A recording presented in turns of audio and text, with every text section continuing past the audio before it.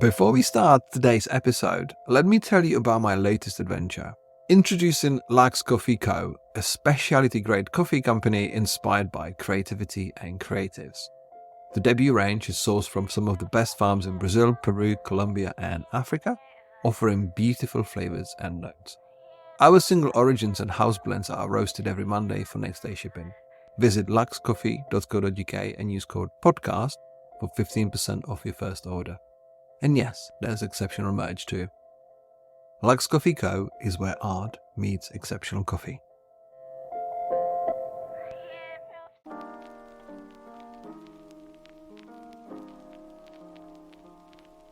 I don't know if there's any other industry that is as subjective as ours. So we're going to be hypercritical on our work before it goes out to the client, and then the client's going to be hypercritical because they're paying for it. So you've got to create this like perfect marriage of expectation, and then everybody agrees that is the right thing to go out. So I think that's where a lot of the pressure and stress comes from, is when we're talking about new levels, new devils. Hello and welcome to Creativity for Sale podcast, a show to help you start and grow your life-changing creative career and business. My name is Radim Malinage and creativity changed my life. You see, I believe creativity can change your life too. I even wrote a book about it, and it inspired this podcast. I've set out to interview the world's most brilliant creatives, designers, writers, musicians, makers, and marketeers about their life-changing experiences with creativity. If you ever wanted to know how people go from their humble beginnings to the pinnacle of their success, our conversation should provide you with an intimate look into triumphs, challenges, and untold stories behind their creative endeavors.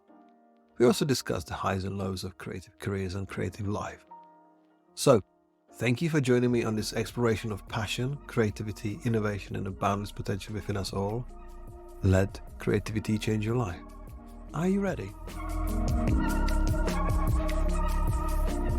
My guests today run an unconventionally professional and creative studio that builds brands with pixels and paint. Working where corporate and culture collide, they are fiercely independent and believe they can change the face of business for good.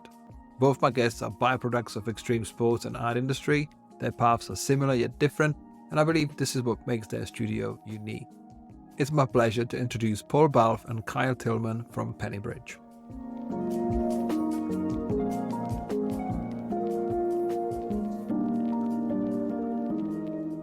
Hello there. It's my pleasure to have you on the show, guys. I'm truly excited to talk to you because I've heard a lot about you and I want to find out even more. So it's my pleasure to introduce Pennybridge, Paul, and Kyle. How are you today? We're excited to be here. I think we've got a few mutual connections that we haven't realized that we actually have. I think when you tap into the world of creativity and design, you realize that actually it's a quite small world, even though you guys are on the other side of the world to me. So yeah, for those who may have never heard of Pennybridge or you guys, how would you quickly introduce yourself to those? We are an unconventionally professional creative studio based in Palm Beach, Gold Coast, Australia. I would say in terms of being a studio, we're a bit of a generalist studio in the sense that we kind of do everything just purely out of we don't like sitting still. So yeah, we just anything that comes through, we always seem to jump at a challenge. So we do lots of brand stuff, but then we also do like packaging, illustration, large scale murals. We're dabbling in bits of motion and app design, apps, web design. Yeah, all that digital shit too. I think what you've got there is that a curse of a generalist, because like, what do you do? Everything. How do you describe it? Well, let me get my bullet points out and just go and go, because I think once upon a time I was in the same boat, and it's just like, you say I'm a graphic designer, and then you start reading off like 27 different things you've done just that week alone. People go like, so are you a designer or are you something else? I think that's that curse of generalists, because what you said was the unconventional professional studio. Is that right? Unconventionally. So we realized that a lot of the businesses that we worked with kind of like challenger brands that wanted to stand out. And I guess that's probably our aesthetic, is that we craft brands in any space that want to stand out in their industry. So whether that's with crazy graphics or if it's subtle graphics with bold copy or whatever that might be. We just love bringing that kind of character to life instead of just creating run-of-the-mill brands and having just a rinse and repeat kind of style. We just tap into whatever people are wanting really and whatever they need. Yeah. And I think we like to look at our design and style, and I suppose even ourselves, we might come across as we're just pretty laid back and punk rock and just don't really know what we're doing, but we actually really do know what we're doing. So I think that's where the unconventionally professional sort of comes into it. I love it. I love it. I think that's the benefit of, we talk about a curse of being generalist, and I think you got the benefit of being generalist because actually, as opposed to using a house style and house applicable solutions, you're looking into sort of unique solutions and unique applications and you can work for your clients. So before we talk about now, let me take it a couple of steps back because you guys both merged your freelance practices or your small creative studios into Pennybridge because you both have a similar background, but also you work for different companies at the beginning of your journeys. You went both on your own and then you overlapped by meeting at events and that kind of stuff. So on the way to where you are today, when you say, now we know what we're doing, let's talk about the times when you didn't know what you were doing. Yeah. I mean, we have definitely had very similar career paths, parallel in somewhat. Yeah, both products of the surf industry. I used to work at Billabong designing clothes for a long time. That was my first real job in the industry until I realized that I really don't enjoy doing that job. So pivoted from there, and then Paul had a similar. I was working in advertising for Morrison Media and they did like a whole bunch of different titles. So like surfing, skating, moto, bodyboarding, and they had like women's fashion and stuff like that. So I was working with all the big brands at that stage. So that was really fun, but that's where I fell in love with design and like the whole advertising world and brand and everything. So I went and studied, and out the back of that, because I couldn't get a job, essentially just started freelancing, and it just rolled into what it is today. So it's a bit of a funny time because I think when we both started out on our own, it was like at the genesis of Instagram and whatnot. So even though Kyle was just down the road, like I'd be seeing a lot of his work when he would post it. And we had a pretty thriving design scene back then, I'd say, about a decade ago. So like everyone was driving each other at the time. So I've kind of looked up to Kyle for a long time. And then a couple of years ago, we just at different events and shooting the shit. And basically Kyle just told me he was having a bit of a rough trot. And I was like, oh, this is someone that I've looked up to for a long time. I don't want him to pack it in. And then we just started chatting and we realized that I always looked up to Kyle's creativity and I can feel that gap from a business point of view. So then it makes sense to join forces where everyone always says that our styles would be complementary. So when we started telling people, everyone just was like, yeah, cool, that makes sense. Yeah, of course. Like whatever. And we were like, oh, okay. This thing that we thought was a big deal is not a big deal. So it's been good. Yeah, it's been really good. Yeah. And I think for me personally, I spent 8 years trying to do my own thing, and I'm really good at a lot of things, but being a businessman and running that side of things is probably not my greatest skill, I would have to say. So whereas Paul's quite proficient at that. So a lot more proficient than what I was. Definitely like, it made a lot of sense. I'm very happy for you that you found each other, because when you tell someone you're a graphic designer or you're creative, someone will say, a friend of yours will like, oh, I've got a friend who's a graphic designer. You should do some work together. You're like, definitely not, because you need to work with somebody who's like, well, maybe there's a strategist and he needs a creative services, or somebody is a coder and they need a designer, because it's quite simple. Like, it's not going to be like always conducive to best work when you put two like-minded people with the same skill set together. This is why looking for that sort of odd one out or the odd person that will complement you to what you do is always beneficial for the business. So if Paul is the business side and you're more creative side, that makes perfect sense. And I think it was John Hegarty who once said that every Lennon needs his McCartney. Like basically everyone needs the sort of the fighty opposite, the creative conflict in a way to get the best out of each other. So that sounds great. And I think looking at your background, when you said, Kyle, you were creating clothes for Billabong, and you were making magazines and stuff. That absolutely lends itself in a career of generalist, because you pick up all of these informations and these pieces of knowledge that you can put together as an outfit together now and offer much broader offering than just like, hey, we are graphic designers, we can do posters and websites. It's more being all rounders. And I think that sort of that experience that you guys collected on the way to becoming Pennybridge is invaluable. How would you say, from where you are right now, with growing forward, you guys call it new levels, new devils. Where do you find the challenges of now you are together? What was the new challenges? Because you've overcome some of the obstacles to get this far. Where is the sort of new devils in the growth and new levels? I guess to answer that probably comes like back to that generalist point of view where we are constantly wanting to do everything. So as our kind of industry evolves at the moment with motion and 3D, trying to keep up and with AI and all that stuff is one of the things that we're, okay, cool. Like we know that we need to upskill, but there's only so much you can do. So you can't be good at everything. I guess building those competencies within the business, and whether or not you're building that with people that are currently in the business and upskilling them, or if you're bringing those competencies in and trying to figure out if that is the right direction for the studio, because it's very easy to chase the shiny object and see other people that are doing it. But then is that necessarily a good fit for us? Or is it better off partnering with another studio to help us do that if and when it's needed? So they're all things that we think about pretty regularly. It's definitely a tough one. I don't know if I'm answering that question properly, but it's also when the fact that we've joined and we've got Jordan in with us as well, who's a big part of our business. Yeah. Like trying to figure out roles and structures, because we're not traditionally trained from an agency point of view as well. We've both come from a DIY background. full DIY background. So we're making up those roles as we go and starting to like delineate who does what. When I've run a creative business and done the creative, Kyle's done the same. So there's going to be points when I might think from a sales point of view that we should be doing something, and he's like, no.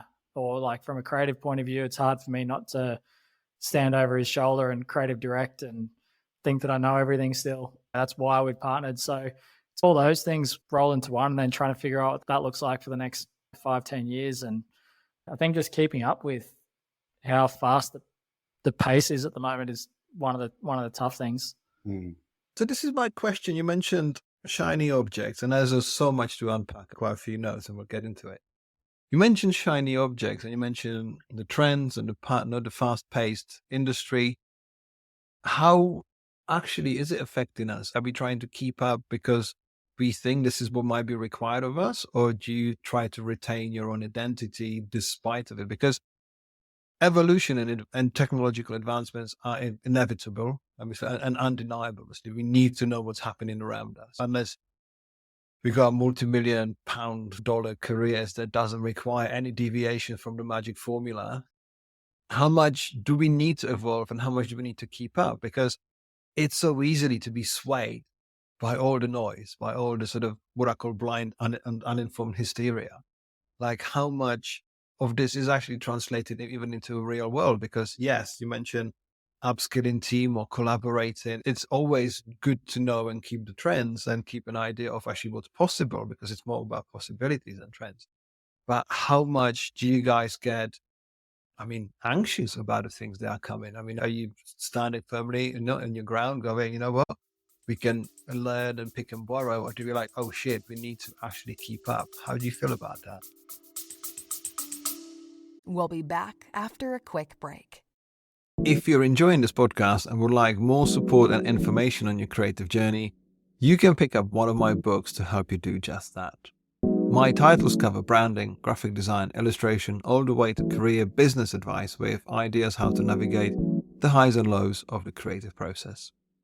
You can pick up signed paperbacks at no extra cost from my store at novemberuniverse.co.uk, and we are shipping worldwide. Use code PODCAST for extra 10% off your order, and you can find the links in the show notes. Any day should be a new book day.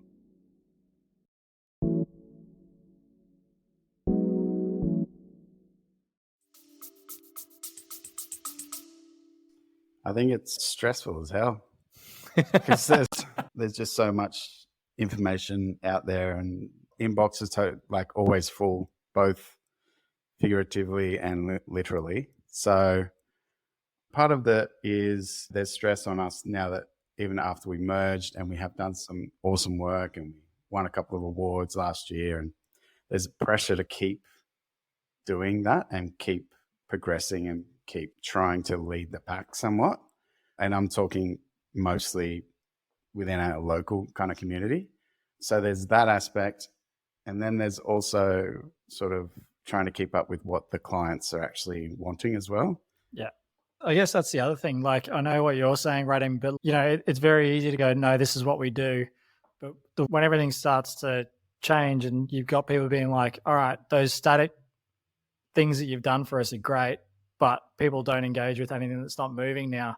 And all of a sudden you've got to make everything that you're designing move when, you're not a traditional animation studio, or you don't know, very basic when it comes to motion. And it's okay, we need to figure that out, because that's what our clients are asking us to do, that within the same amount of time and budget that we've been working with them for years to do.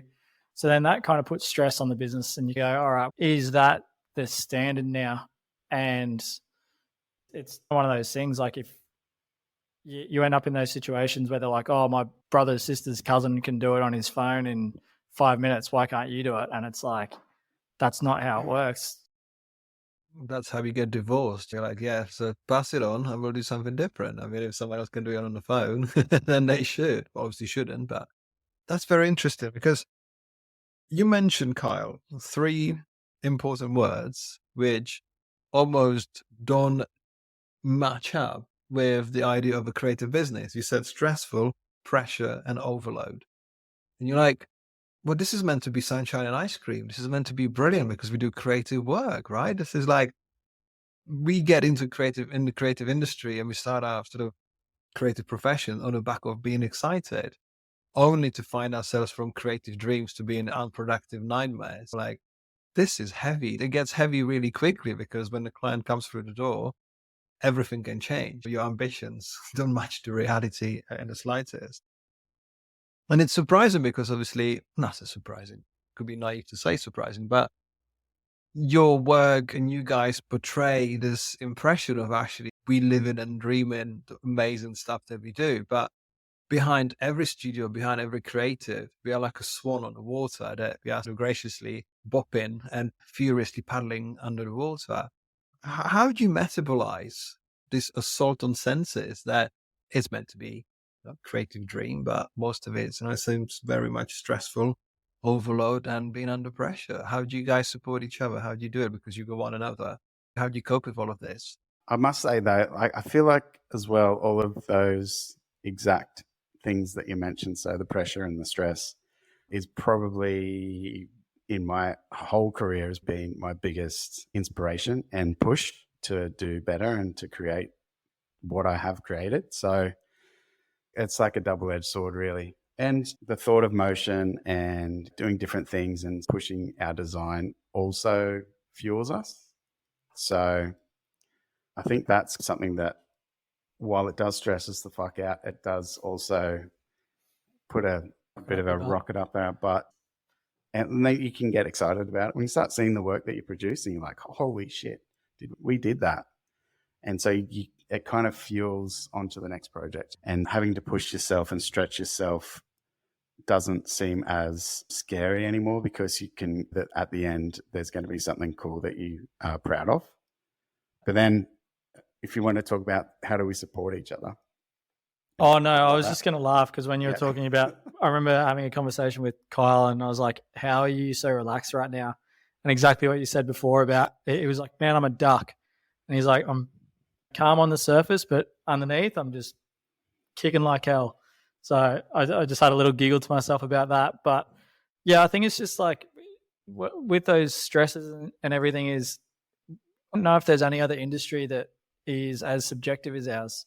So we're going to be hypercritical on our work before it goes out to the client, and then the client's going to be hypercritical because they're paying for it. So you've got to create this like perfect marriage of expectation, and then everybody agrees that is the right thing to go out. So I think that's where a lot of the pressure and stress comes from, is when we're talking about new levels, new devils, is like even in the last year, we've taken on some of the what we would probably consider dream projects, and you get them through the door and you get super excited about them and you're like, cool, we've locked this in, we've wanted this. And then you're like, oh shit, we actually need to do the work now. Like we need to rebrand businesses that have been in our homes for 20, 30, 40 years that we've grown up with. And then the pressure of doing that and doing it justice is kind of like you're sitting there going, wow, this is a big deal. So we better get it right. So then, and that's only going to come with those, as you progress into bigger jobs and bigger roles, it's just the gravity of what you're doing is getting bigger, I think. But I think just in terms of supporting each other, I think it's just communication. Like the amount of times that I'll come out of my office and I'm just like freaking out and everyone's just like, dude, it's going to be fine. Just like it's process, right? I think the biggest thing that's helped us is process and creating structures. So then that way, this is how we do things. Just get it to the next stage. If you're stuck, just call out that you're stuck. Team will come in and support and give you ideas, or you might need to throw something to a team member to help out, or that's how we help each other. I think as designers, what you mentioned there, I think as designers, we are, and use the word subjective, like there's a subjective way of seeing the work. We trip ourselves up because of our ambition. Like when you said, we doing rebrand for companies or for brands that have been in our lives for 20, 30, 40 years. That brand comes to you for something better. They don't come for the superstar, shiny Rolls Royce for solution most of the cases, because everything's progressing in an evolutionary way. So we just need incremental improvement. Whereas as creatives, it's so easy to think like, shit, this is the gold medal 100-meter run, right? We're going to our marathon, whatever distance you want to see it. And we put ourselves under so much pressure because we almost get this sort of adrenaline fog and go like, okay, I need to deliver, like, or over deliver. Like we need to keep everybody happy. And it in a way draws us away from the process and the focus on the work, because we put ourselves in undue pressure, thinking we need to deliver, we need to do this. Because there is a real and sort of interesting cognitive shift when you say, let me see what we can do for these people. Let me see what can happen. Because with the projects that comes into your inbox or you win it, and you're like, okay, so this needs to be up top. This is the top of our portfolio. This is what we stand for, because in creative industry, we are only as good as the last project. It's the idea of like how to stop freaking the fuck out, as you said. Like, how do you stop being stressful? Because when you flip it and say, look, we've got low expectation, but high resilience. Like we'll see what happens, because when you expect high, you often have a low resilience because you put your focus in actually trying to achieve your best thing ever without necessarily looking after the whole process below. So it's almost like, how do you flip it? Like it could be shit, but we can deal with it. Or it could be amazing, but if it's not, I'll lose my marbles. So it's this kind of way of how do we find ourselves in the middle and go, like, okay, we got just about right expectations, actually work on it selflessly and think, this doesn't matter. If it doesn't turn out the most amazing portfolio project, but it works, then maybe this is not all okay to be working on it that way. Have that expectation, like nullify the expectation rather than having the undue stress, or like sort of put ourselves under undue stress ourselves, going, this needs to be great. So how do you guys deal with a new inquiry like that? Do you start running around and throwing things in the air? Yeah, I think we have like mild freakouts. And then I think, like Paul said, it's just about process. Like, where do we start? How do we start? Let's get the strategy and the direction and the brief like airtight before we even start designing. Mainly, like whenever a project's ever gone sideways for us, it's generally when a process gets abandoned. Like, I mean, touch wood, and I jinxed this the other day. Like, we refined our process so well for branding that, like, literally we were delivering one concept and getting that one concept signed off first go, and that we did that for a year without a hiccup, which I thought was pretty impressive. And then I said, I think we've hit a year. And then our biggest project, well, my biggest project to date, fell apart like a week later. So, but in fairness, when I say that, like, that fell apart too because the client didn't have time for our process. Yeah. So like, I think that's something that we just keep falling back into is like, all right, cool. Like, is looking at our process and like finding those pillars of success and then trying to refine until they work. And then, yeah, like we'll find out where things are falling apart and then try and fix it. And then just keep continuing to do that. I mean, sometimes that's great, but it's also trying to make sure that with those guardrails that we're putting in and with that process that we're putting in, we're still allowing ourselves to be creative too, because it can get monotonous sometimes if you're just following the same rhythm every time. Sometimes different projects, like you need to break out, or you might need to go and do something else. So that's probably why, like, when it comes to being generalists, I think that's where us doing murals and stuff comes in. It's nice to get away from the desk and use a paintbrush for a bit. But yeah, that's how we solve that. Yeah, process is massive. Previously, like before I merged with these guys, like I did definitely had a process, but I would also just start designing. And most of the time it turned out really good. And I'd always do the strategy sort of stuff beforehand. But I think now we've kind of coming in here and then the guys are like, oh, so we do these things called stylescapes where we show the client 3 kind of really highly tailored mood boards to choose a direction. I'm just like, but I've already drawn it. And they're like, oh yeah, but can we just try this? And I think that sort of helped us with getting all of those sign-offs for a good chunk of the past 12 months. So that definitely changed my mind about that, because I'm usually like, I hear the brief and then the ideas in my head. So I just start, but I need to pull on the reins a little bit. So I've learned that I can't delve into that too much before I get the actual direction, the brief nailed, and then I can let loose. In saying that, though, you doing those illustrations was the thing that saved us this week. Yesterday, yeah. So that's true.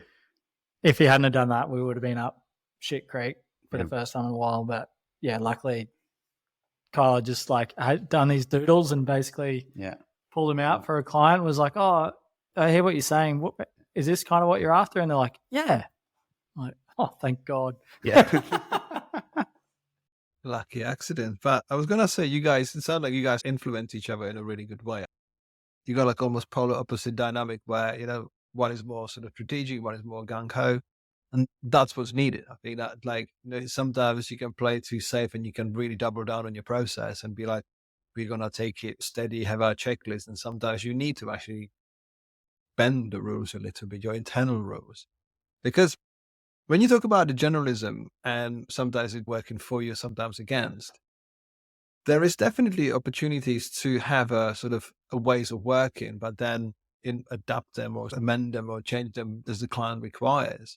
Because if you do things as varied as murals and more sort of expressive work away from digital mood boards, that could potentially play into the narrative of how you deal with your clients, how you deal with new work. Because as a generalist on this side, I found that when I renamed the branding process to visual storytelling, when it was still just a branding process, very little focus was put on the logo itself. It was more like, how do we talk to our customers? How do we talk to the audiences? How do we put like almost like more layers into the idea rather than, is the logo big enough? Is the shape right? And is this that? Because I think it's this magnificent way of what I talked earlier, like experiences, how you can actually influence the conversation rather than hoping that you can pull out sketches and they'll save you. That makes sense. So I think I love that you got this overlap, because if you were not two peas in a pod, just with the same skill set and the same thinking and stuff, maybe that would not be as exciting. Because you mentioned at the beginning of the conversation that you're still working out your roles. You're still thinking, it seems like a band that can play one of you can play drums for one song and then you can swap around and play bass. It just sounds like there's a way of doing this, and there is magic in this, because I sometimes really struggle to think how a person can have a house style and do it for 20, 30 years and then they retire. I don't understand that, because I think the world is full of shiny objects, full of interesting things, because you want to taste it, you want to try it, you want to find out how it works. So you being sort of yin and yang, how do you finalize, or how do you set on the process to actually to use it for the next client? Like, do you have a formula that you figure out that you constantly improve, or do you adapt it? How does your approach to new work change, or if it does? Yeah, so I think a lot of it's got to do with, probably when it comes to the process side of things, it'd be probably more myself and Jordan. He's like the glue that's in between me and Kyle, I'd say. He bounces in between that strategic brain and creative brain. So he's probably the perfect conduit between the two of us. And then I think it's just looking for those traits of success and then just putting the creative process. It's like putting something down and following it and seeing if it works. And if it doesn't work, like throwing it out, or if parts of it work, keep it. But yeah, if stuff just isn't working, we just abandon it and just keep evolving. We wouldn't ever go, oh, this is our process and this is the only way we're ever going to do it. If it starts to not work, or if we find a better way of doing things, we're always going to do it. We're always looking for better ways to do things. I think even just the process of how we present the final branding to clients and stuff as well, like that's evolved over the past 12 months. It's like a full storytelling situation where we just take them through in baby steps and just explain the thinking and everything behind it. And it's really powerful when you can do that. Even when we haven't been part of brands and a team takes us through it, you're like, wow, yeah, that's awesome. And even that is continually evolving as well. So we started putting together brand videos basically to present the branding. So the first thing that the client would see would be a video with music, motion, like we just get stock footage, and that's obviously relevant to the client's industry and stuff, and then present it that way. And like we've made a grown man cry, and it was really powerful doing that. But then we also got to the point, it's like, all right, we're spending so much fucking time on these brand proposals that I don't think it's commercially viable anymore. So now we pick and choose which ones we go the full brand video for. And then just the smaller brand jobs that are at the lower end of the scale, and even just the output that they require, we just make the logo move a bit and present it that way. But we still always go through our thinking and why we did stuff and tell them that story and show them that we've actually put thought into it, which we always do. We don't just grab shit off Firefly or anything. How would you say, with your location in Palm Beach, have you got clients who are local? Is there a local design scene that you can tap into, that people see you doing a good work locally, or is it Australia wide? Do you guys work internationally? What's it like to get clients in Palm Beach? Well, I think there's a bit of probably not as much anymore, but there is a bit of a stigma in Australia that if you're not from the big capital cities, then you're not good enough to work with bigger clients and that sort of stuff. The Gold Coast itself is growing like massively, especially through COVID. Like a lot of people moved here because it was sunny and nice. It's a nice place to work from home from. So there is more like industries moving here as well. But like one of our goals is definitely to break out of the Gold Coast, because at the moment there is a ceiling here, I suppose. Yeah, I'd say like a lot of our work is definitely local, and we do like some nationwide brands, and we have done work overseas as well, which is awesome. But yeah, like we used to have a very thriving creative community here, but it just all slowed down. I don't know exactly why. And there's still some really good agencies and some really good designers on the coast, and it feels like there's almost like a bit of a resurgence happening, which is really cool to hear. So to Kyle's point, whether it's population growth or whatever, but I think COVID also has had a lot to do with it. People have spread far and wide now, and people know you don't have to necessarily work with a studio down the road to get really good output, or really good outcomes. I honestly pinch myself like every day that we get to live and work where we do. Yeah. And I think what it is now is just showing the rest of the world and Australia as well, like nationwide and globally, that like who we are and even feel like why we live here and choose to stay on the Gold Coast and not move to the big cities to work at a massive agency and then try and start our own agency in Sydney or Melbourne or Brisbane. I think it goes to show that is it trailblazers? No, that's the lamest shit. But we're carving our own path in the industry. So I think it goes to show that it's probably a lot braver to stay here and to try and build a really professional and world-renowned design studio coming from the little Gold Coast. It's funny that I think because we're a street away from the beach, everyone thinks that we're surfing all the time. Yeah. When in reality, I think when we first moved the studio here, we thought that was going to be the case, but we're literally mostly chained to our desks. Yeah. I've been here for like almost a year and a half and I haven't been to the beach once during work time. Well, I think you need to fix that. I think when you talk about processes and the way you work, sometimes you can spend 3 hours, as you say, freaking the fuck out at your desk, or you can spend an hour on your board thinking, how can I actually solve this? Because I can understand being so close to a good thing and not actually tapping into it. It's working from a place that you always wanted to be, and you find yourself like, okay, I need to keep this up because, again, I think we put ourselves under undue pressure and sometimes wrong perception of what we actually got. Because I think half of your problems, and I feel like this is going to turn into a coaching session, but I think half of your problems could be solved on the board by the beach, because it's so easy to get chained to your desk, to focus on the problem and think it is going to take 16 hours to work out. Whereas if the clients give us the right time or we negotiate the right time, you can split those 16 hours into 8 days, 2 hours a day, and have a better idea every day as you go along. Because I can understand, I think the key in this conversation is undue pressure, like the strive and wanting to deliver amazing stuff. It can come with the anxiety from within, like this needs to happen, this needs to be good, this needs to be like, we got a strategy, like how do we do it?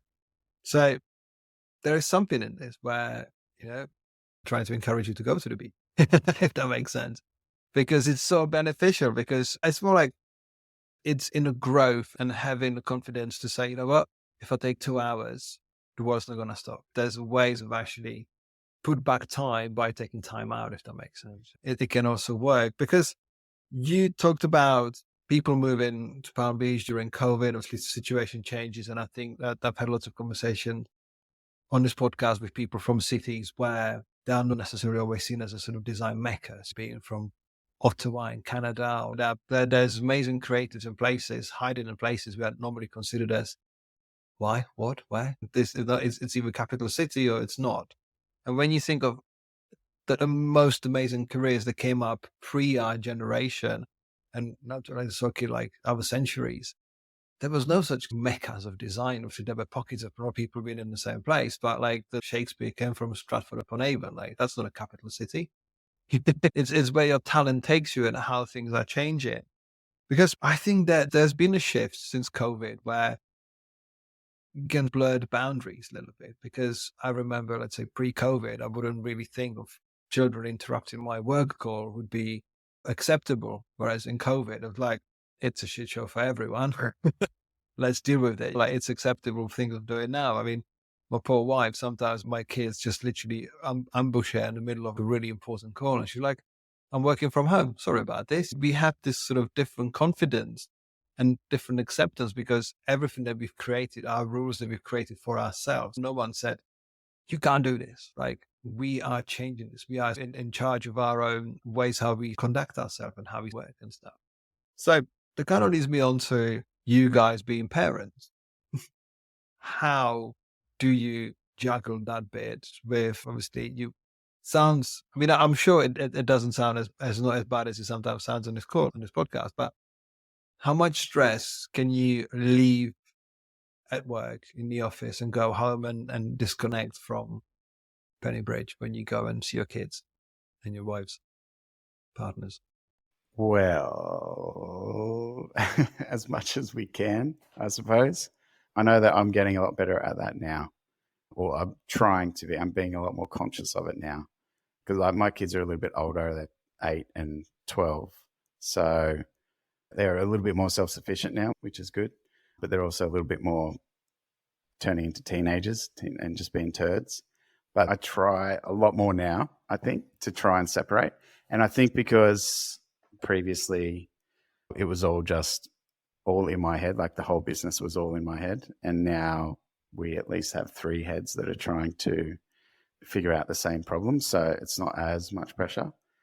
For me, I'm sure like Paul's sitting here just probably going, fuck off. It's still the same amount of pressure.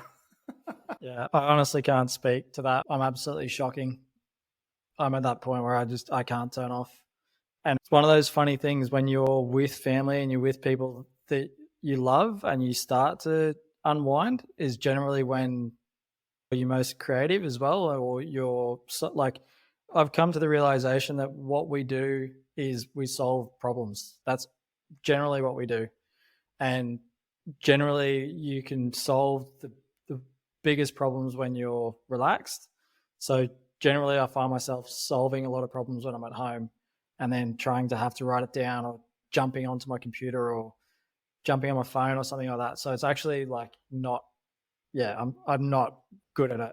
My wife is constantly on me about it. And I've even asked my oldest son to, like, literally, if I'm on my phone in front of you, like, say, mate, get off your phone. And he's been brilliant for it lately. So he's only 4 though. So like for him to have to do that is pretty bad. But yeah, I think it's just symptomatic of like us much about what we do, which is a good and a bad thing, I guess. Yeah, it's definitely a sacrifice. So a lot of people will say to me like, oh my God, I can't believe you've done all this stuff and done all that. And I want to do what you want to do. I want to do what you do. And I'm like, that's sweet, but it's a huge sacrifice, both on yourself, on your relationships, on your family. So I think the other thing is that it's not sustainable either.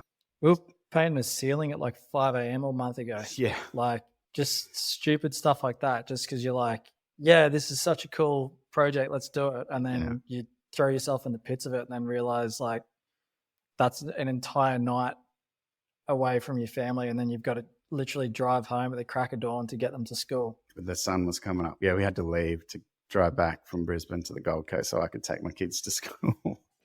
You're not painting a very good picture. Right? I know. But then also that's not all the time. Like we're not always doing that. And we're trying to, even like me and Jordan keep yelling at Paul to go home and get out of the office.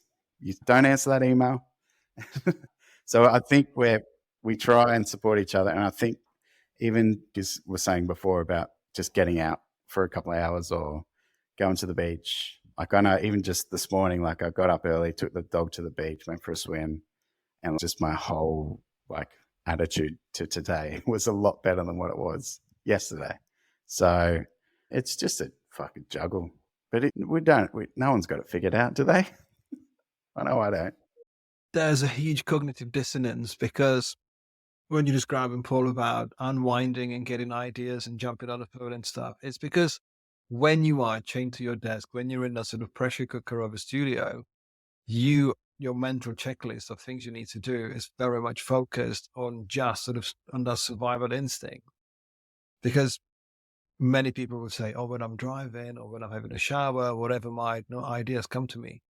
There's no such thing as a magical shower that we're just going to give you a sort of creative space. It's just that we've turned down the noise in other places because you're not exactly fixing stuff in your shower and not answering emails. So actually we have space. So taking time away from our desk, taking time from the studio, it's so essential that we are so incapable of doing so because we are always focused on the survival instinct. That goes to scarcity of resources. So we think that if we are not answering an email or not keeping a client happy, that's the end of it all. And being a studio, being a freelancer, bigger studios, bigger problems, bigger levels, bigger devils, I would say. There's no manual to creative business because as every outcome can be so different, we treat it differently. So there's like, if you drive a bus from A to B, you know where you need to be at what time. Like your life is predictable. Whereas if you got a creative project and someone says, yeah, you guys had a good run of a year of signing things up on the first pro.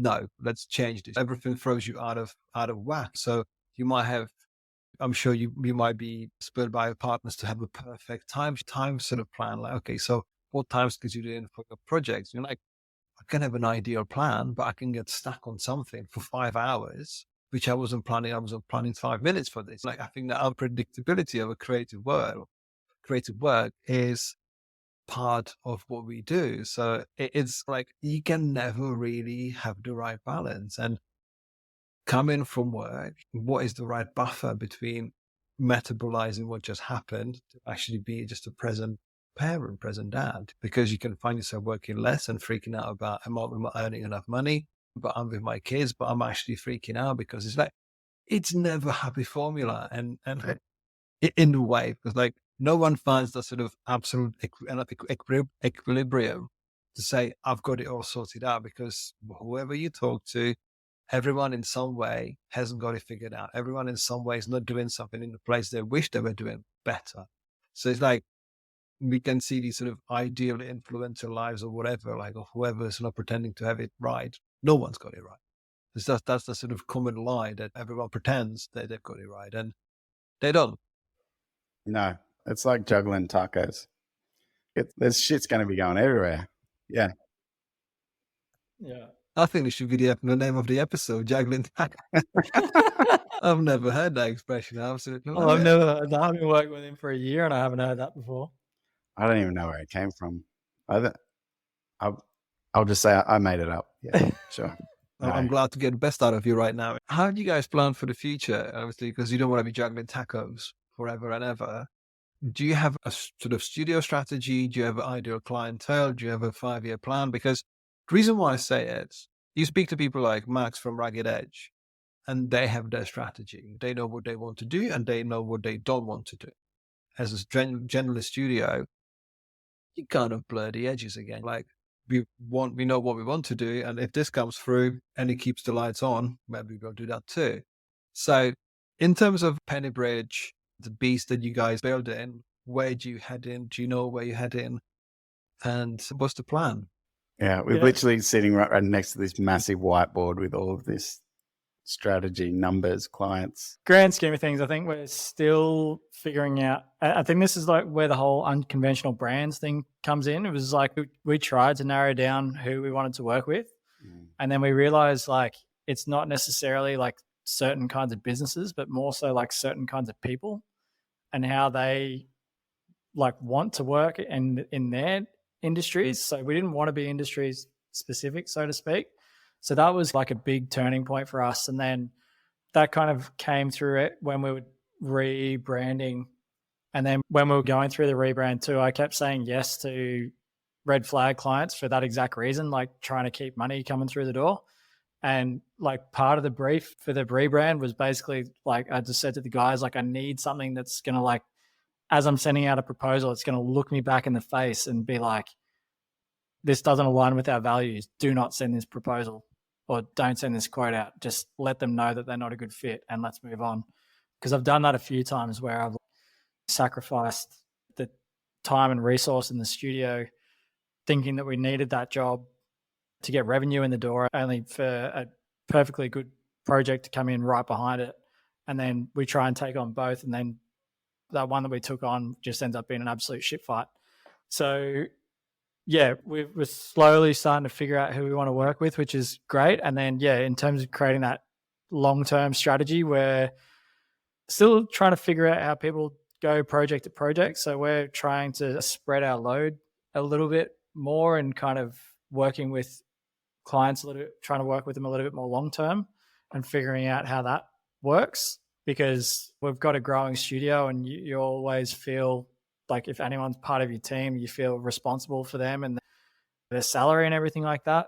So we want to try and live by our values, but run as the fledgling studio at the same time. So it's that balance between making sure that the revenue is coming in and that the clients that you're taking on are aligned with those values. And so I guess to your point, like if we could show you this big whiteboard that's sitting next to us is like a long list of clients that we've worked with, that we want to continue to work with, and trying to figure out how we do that more and support them ongoing. Because I think that's one thing with branding is like a lot of people will finish the project and just hand everything over and go, off you go, and then get upset when the client doesn't follow the brand to a T. Whereas we've found if we can continue that relationship and just, even if it's not a huge involvement, but still just a little, then we can help guide them and continue to like see their strategies through, which I guess helps them grow and then allows us to follow our strategy, so to speak. Yeah. And even just to continue, there's certain clients that we've got that we just love working with. So we want that to be the norm. There's a couple of clients that we do have that are like just a punish, and we don't want that in the studio. It kind of brings the bad vibes. So we definitely try and always lean back onto our values and pick and choose where we go from there. And Paul's pretty good at it now. He's like, I don't know about this client. Is this a red flag to you? And then Jordan and I will just be like, yes, hell yes. Let's not work with that guy. Yeah. Unless it's like triple the price, and then we'll work with him. And then you find yourself that two negatives doesn't equal positive. That's true. Yeah, it's true. I think what you guys doing incredibly well is to actually have a sort of living and breathing brand yourself. Like lots of studios, and I'm kind of guilty of that myself. Sans serif instead of a logo on the top left corner of the website. That will do. Let's let the work speak for itself. And I think a lot of people are guilty for thinking they will attract the right type of clients by being vanilla. Like I don't have a voice, I don't have a particular sort of brand myself. They might be thinking like that I can step in the background, like that Homer Simpson meme when he just walks back in the bushes, but hoping that they are being visible. And what you guys do, when I look at your website, and I've been scanning it throughout this conversation, it's got energy, it's got vibe, it's got feeling. I think if I was to work with Pennybridge, I know what to expect in a way. I mean, it's nice that you can almost afford to be unique entity away from, let's say, big city corporate, no more corporate reliant studios where you have to keep mortgage paid for a lot more people than just a few. And sometimes you don't necessarily make the decisions for the right reason. Whereas I think you're doing it in a way. We talked about punk rock and we talk about DIY style, and there is a nice edge to what you guys do. It feels like that there is something like you guys shaping what the future of design could be. And I know that you guys worked with Made by James Martin on his sort of branding style. And obviously he puts big focus on what he can be as a designer and creative and educator in a way, how you can actually perceive a formation of style of a personal brand. Like you've got it going on for yourself. You've helped him to do this. And it's a shakeup. I think it's an interesting shakeup because when you see novice designers, and I'm sure we are all guilty of it ourselves, where you go freelance and you cobble together a first logo, going like, hey, do you like this? If you can go back to yourself, those 15, 20 years ago, be like, yeah, you need a lot more than just the sans serif type, or you need a lot more than this, because we constantly on this journey adding layers to our armor, adding layers to our expression, putting our soul out there to make sure that people understand who we are for and what we stand for and what we do. So it's great to hear that there's a vision, there's a plan. And I think the role of a generalist sometimes takes you into places that sometimes it would prevent you not being a generalist. If you were sort of industry or sector specific, then you might pigeonhole yourself into a sort of narrow path that could be lucrative, but would it be interesting? I think that's the question.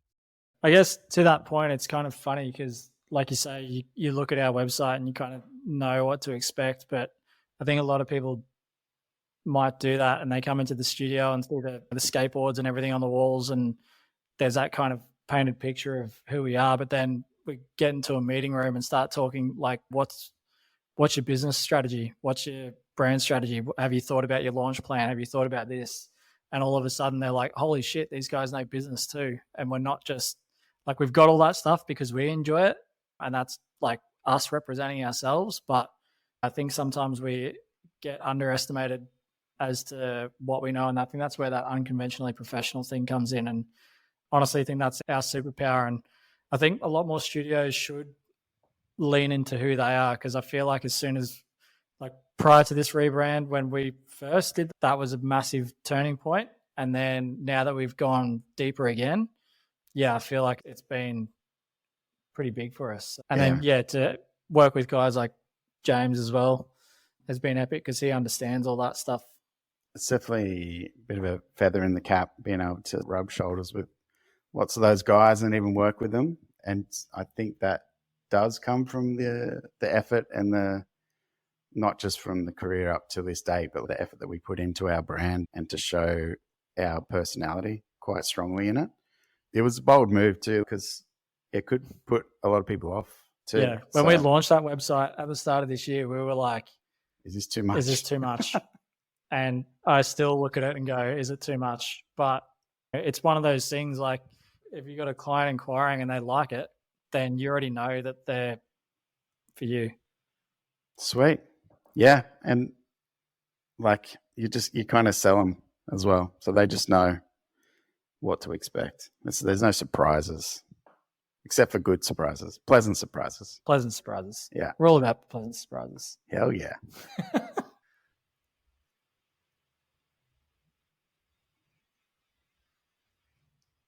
One way bottom later. That's how you juggle parenting and podcasting. I thought you were telling us to wrap up in 1 minute, but you were just like, no. I'm sorry. Back in 1 minute. Yeah. I'm keeping this one in. Yeah. My boy was calling because he was on the toilet. Yeah. No, guys. Awesome. Can we leave that in? I have to leave. Yeah, it stays in. Yeah, we keep it in. Awesome. Guys, it's been a pleasure to actually hear your story. It's actually nice to know more, and hopefully to actually encourage you to stick with what you're doing, because there's no such thing as too much. It's how much of you want to project. And I think you're doing it really well, and it sticks out. And I think it was a Bill Bernbach quote that if you stand for something, you will have people who will go with you. If you stand for nothing, you'll have nobody against you.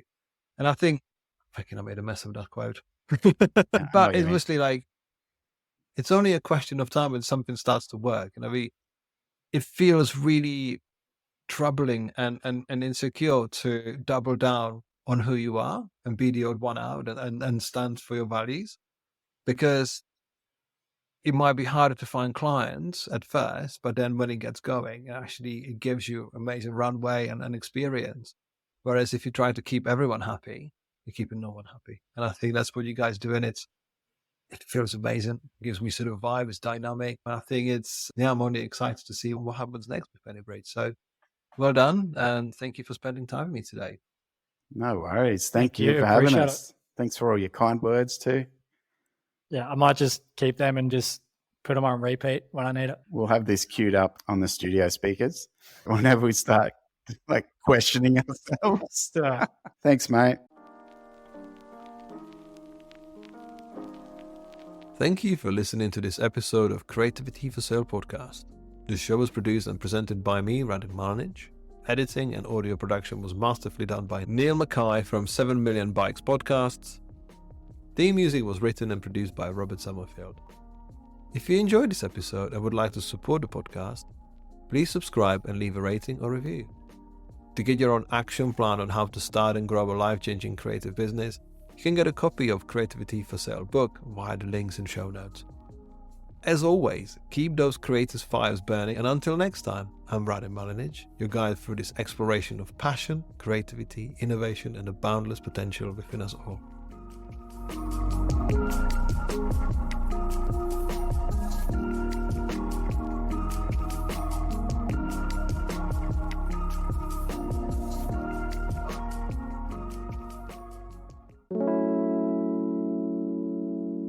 Hey, just a quick note to say thank you for joining me on this episode. If this is your first time or you're a regular listener, please take a minute and rate the show on your chosen platform. A short review helps every show to be more visible to new listeners and provide them with value. So thank you for helping out. Thank you.